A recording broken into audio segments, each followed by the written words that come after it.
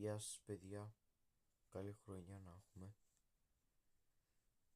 Να σας πω την αλήθεια, κάποιοι μου ζητάτε να ανεβάσω και άλλα βίντεο. Καταλαβαίνω.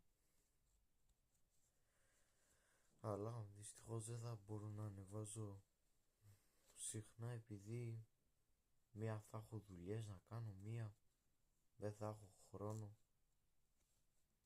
Οπότε συγγνώμη κιόλας αν σας στεναχώρησα. Συγγνώμη.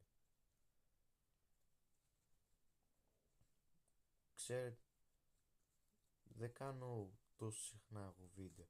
Εγώ κάνω σπάνια. Άμα μου το ζητάτε τόσο πολύ,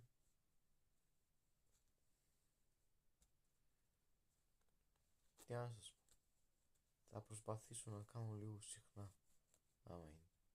Γιατί δεν τα καταφέρνω πολλές φορές.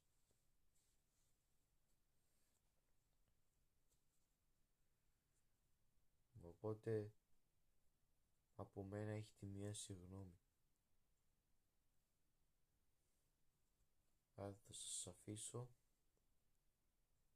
και άμα βλέπετε αυτό το βίντεο, κάντε like, εγγραφή, άμα θέλετε και comment για να μου κάνετε μία ερώτηση και τα λέμε στο επόμενο βίντεο.